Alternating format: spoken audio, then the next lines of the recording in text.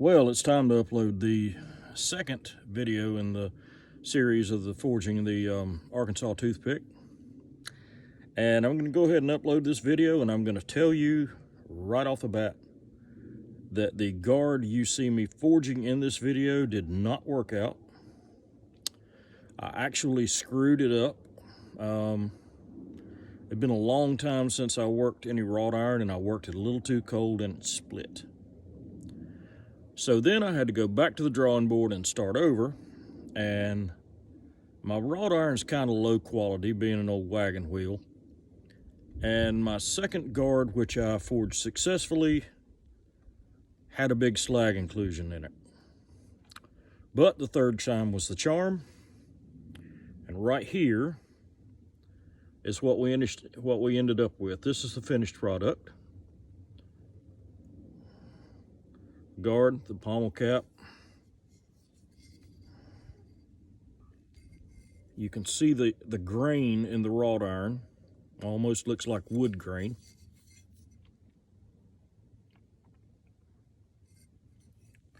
And as far as the whole blade, well, there's the finished blade. Doesn't look like it came out of a factory. I'm pretty happy with it. I'm sure somebody will have to have it. Hope you enjoy this video. Hope you learn a little something from it. Be sure and leave us a comment in the comments section. Be sure and hit that like and subscribe button. We're still pushing for that 1,000 subscriber mark. We're over halfway there. We're pushing hard. Thanks for watching. God bless and have a great evening.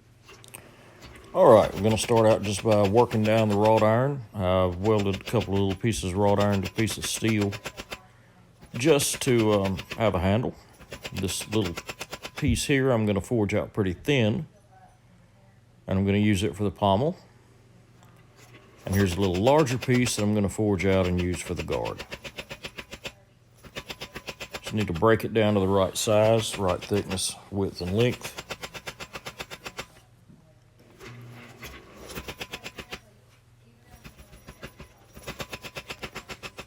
That should just about do it for that pommel cap. I want it pretty thin. Yep, that'll do for that.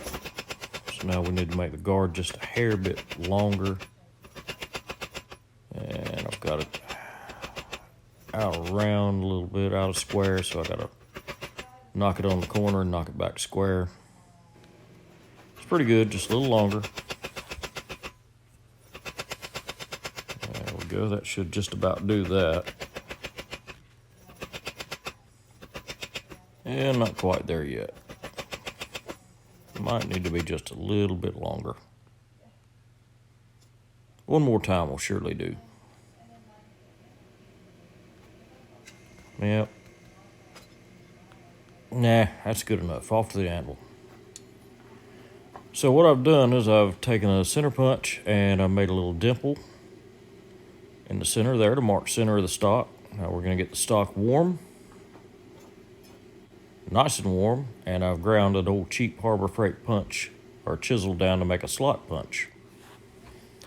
My intention is to slot this wrought iron and hot fit it to the blade.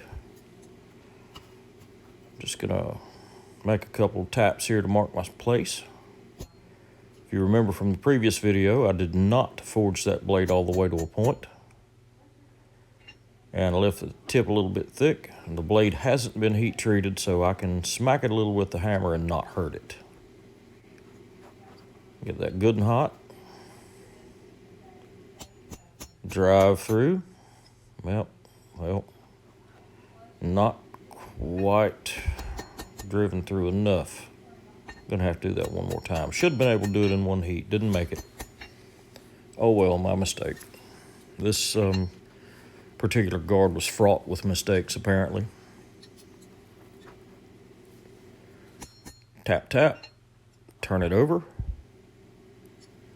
I can see the dark mark on the back. And then smack it a couple times and shear the plug out. And as you can see, I've got a nice little slot there. All right, so now we're going to hot fit the blade onto the guard. Just going to lay a couple of pieces of flat stock over my hardy hole to support the guard.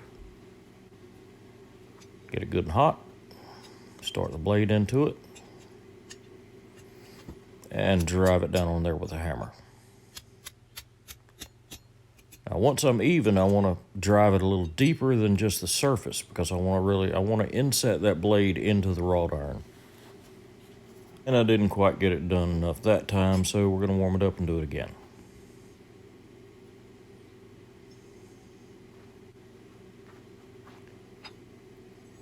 This ought to do it. Yep. That's going to set that blade down in that piece of wrought iron nicely. Give it a little socket to set into when it's fitted.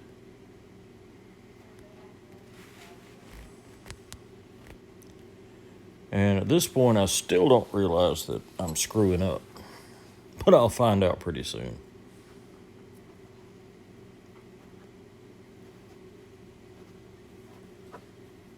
All right. So I've decided right now that I need to tap it up on there and forge it down around the blade, and there's where I'm screwing up. There's a crack. Oh, shoot. Oh well, that piece is no good. Now honestly, I do fiddle fart around with trying to weld it or forge it and things like that. Forge welded, it didn't work. So here I'm just forging or drifting in the tang into the pommel, and I just drilled a hole and then hot fit the end of the tang into the hole. Just want to get it in there nice and snug, and go up over the Pritchell hole, tap it down in so I've got a little bit sitting out. And that's pretty much going to do that. Make sure she still fits. Yep, that'll do. I do believe. Smooth it out. Check that fit one more time since I've already messed up one piece. Yep, that's perfect. Thanks for watching.